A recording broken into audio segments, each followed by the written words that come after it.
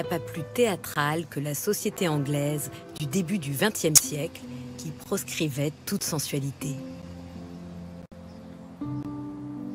Les charmes de la Grande-Bretagne s'épanouissent dans les couleurs sépia de l'automne. Elle nous replonge au temps où les conservateurs pudibonds cohabitaient dans la plus grande hypocrisie avec les humanistes et les premiers excentriques. Une atmosphère subtilement retranscrite dans l'œuvre subversive d'Edward Morgan Forster, romancier anglais. Aucun écrivain anglais n'a vraiment compris la période édouardienne comme Edward Morgan Forster. Si vous lisez Maurice, Avec vue sur l'Arno et Howard's End, vous avez une image très intéressante des changements qui se sont déroulés dans la société anglaise. En lisant ses œuvres, on a aussi une idée des bouleversements chez Forster lui-même en tant qu'écrivain homosexuel.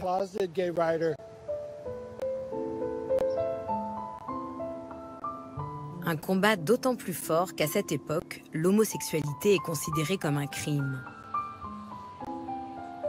Tous les romans de Forster reflètent l'écartèlement qu'il a vécu entre conventions sociales et besoin d'exprimer ses sentiments. Le premier conflit s'incarne dans l'intrigue de Avec vue sur l'Arno. Le début du roman se déroule en Italie, puis se poursuit dans la campagne anglaise. Ce voyage sert de révélateur pour dresser le portrait de la petite bourgeoisie provinciale anglaise. Cette Angleterre terrienne et guindée, Forster en est issu.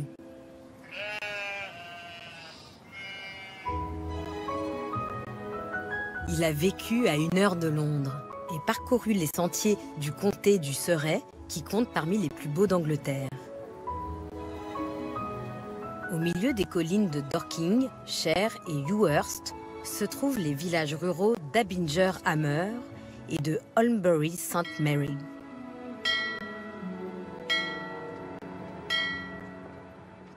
Le bois venait de s'ouvrir sur un triangle de prairies en pente. De jolis cottages embordaient l'espace sur 2 côtés, tandis que le 3e et le plus haut était occupé par une église en pierre neuve avec un charmant clocher. Holmbury St Mary est le village qui a inspiré Summer Street, dans Avec vue sur l'Arno. C'est un village typique de la campagne anglaise. Toute sa vie est centrée autour de l'église. Et plus important encore, du pub. D'un côté, c'est charmant et ravissant. C'est l'image parfaite d'un village anglais. Mais de l'autre, c'est une prison. Tout le monde connaît tout sur tout le monde. Je le sais parce que j'ai moi-même grandi dans un de ces villages. Et je peux vous dire que ma mère savait tout sur moi, bien avant que je ne lui parle de quoi que ce soit. C'est quelque chose que Forster a ressenti très intensément. Il en a fait le tableau de son roman, en particulier à travers le personnage de Lucy Honeychurch, qui est forcée d'adopter des comportements qui la restreignent et la contraignent. Dans le roman, Lucy, l'héroïne, se débat avec ses désirs et sa sensualité. Un sujet tabou dans le milieu étriqué auquel elle appartient. Elle était sûre que sa place n'était pas avec ces hommes, mais il lui avait jeté un charme. Forster écrit à ce sujet. Il décrit ce genre d'environnement très paroissial et critique. Il était très mal à l'aise dans la vie provinciale de l'époque. Et il commence à l'évoquer dans Avec vue sur l'Arno.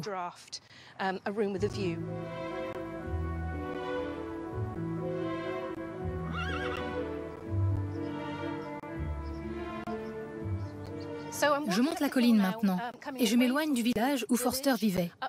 Ici, vous pouvez imaginer à quel point il a dû être inspiré pour ses descriptions de la nature dans Avec vue sur l'Arno. La lumière et la beauté l'enveloppèrent.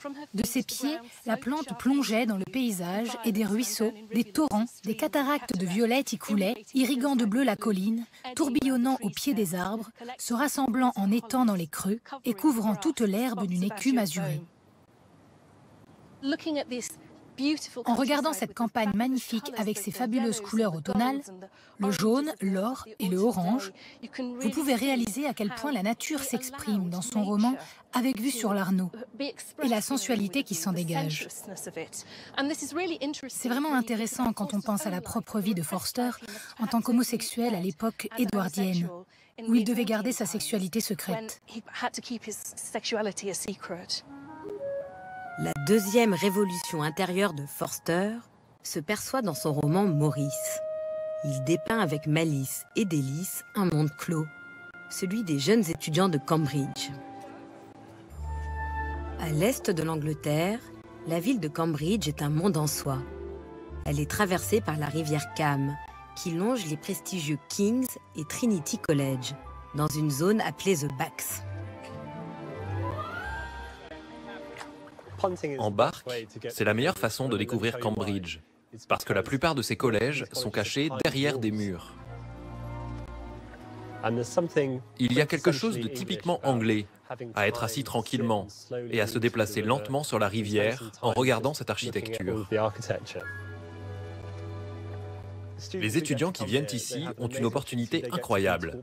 Ils reçoivent un enseignement par les professeurs les plus brillants et les meilleurs au monde. Je suis étudiant ici depuis 5 ans. Cette expérience devient une partie de vous et vous l'emportez partout où vous allez. Le roman Maurice tourne autour de l'apprentissage réservé aux jeunes hommes qui font partie de l'élite intellectuelle et aristocratique à l'époque édouardienne. Au programme, l'étude de la culture classique grecque qui favorise les affinités électives entre garçons. Forster est venu à l'université de Cambridge en 1898 et il a passé 4 ans à étudier ici. Il a trouvé l'endroit si inspirant qu'il est revenu encore et encore pour se retrouver et être capable d'explorer ses sentiments qui avaient été tant réprimés durant son enfance.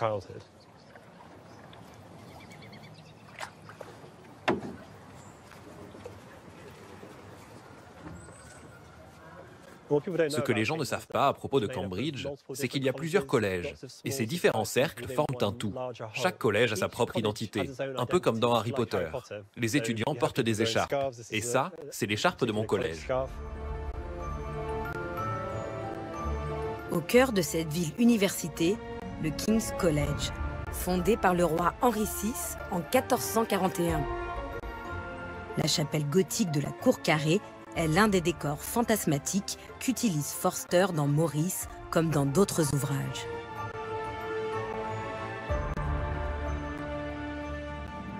Presque tout le monde sait à quoi ressemble le King's College de Cambridge.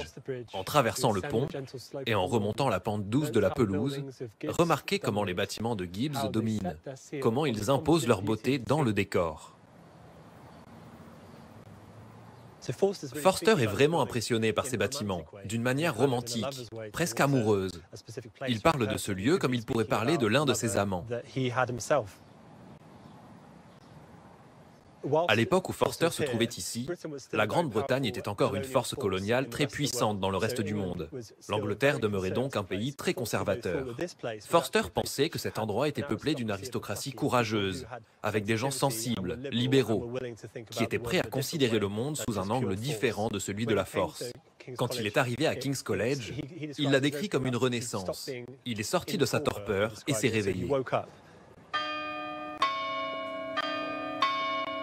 À quelques rues de là, Trinity College abrite une scène clé de Maurice.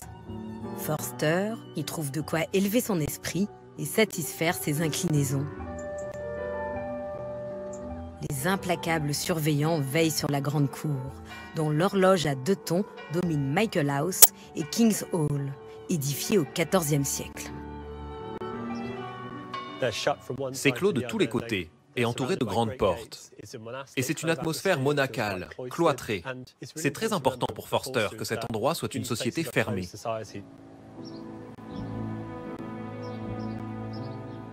Derrière ces fenêtres, des chambres d'étudiants où Forster intègre une société secrète d'intellectuels, la Cambridge Conversazione Society. C'est l'endroit où les jeunes hommes se réunissent, apprennent à se connaître et tombent amoureux. Personne ne voudrait peut-être d'un tel amour, mais il ne pouvait en avoir honte parce que cet amour, c'était lui. Ni son corps, ni son âme, mais tout son être qui s'exprimait à travers l'un et l'autre.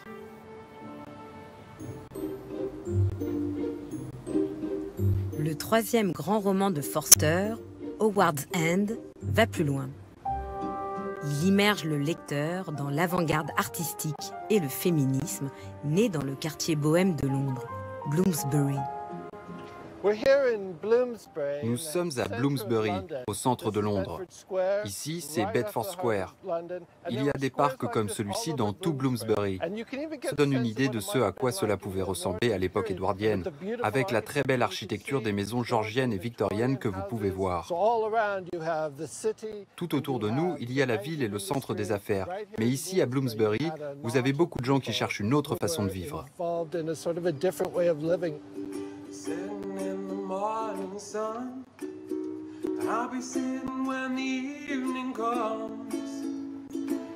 Dans ce quartier universitaire aux nombreuses librairies jouxtant le British Museum, Forster côtoie les membres d'un groupe de jeunes artistes scandaleux, le Bloomsbury Group, dont fait partie Virginia Woolf. Il se retrouve à Gordon Square et revendique le droit de s'aimer au-delà des classes sociales et des sexes.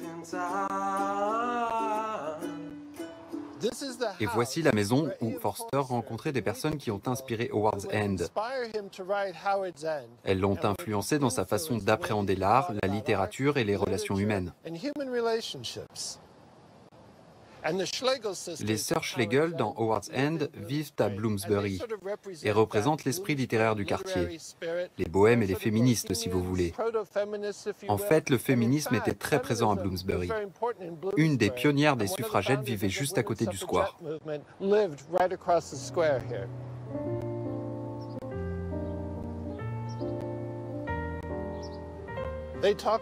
Elles parlaient entre elles ou avec d'autres gens. À leur manière, en effet, elles s'intéressaient profondément à la vie politique, à leur manière et non à celle que nous conseillent les politiciens. Elles souhaitaient que la vie publique reflétât tout ce qui est bien dans la vie personnelle. Tempérance, tolérance et l'égalité des sexes. Elles comprenaient ces revendications. En parlant de tempérance, de tolérance et d'égalité des sexes, ils s'autorisent à exprimer des choses dont on ne parlait pas à l'époque édouardienne, et encore moins dans le milieu conservateur.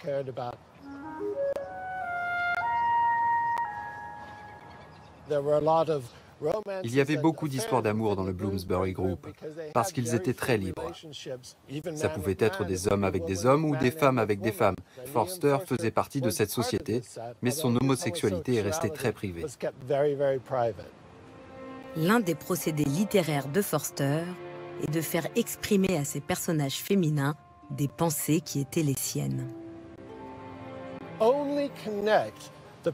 Relier simplement la prose et la passion afin qu'ils soient tous deux exaltés et que l'amour humain surgisse en plein ciel. De tranquilles indications suffiraient, le pont serait bâti et par-dessus leur vie, la beauté unirait les rives.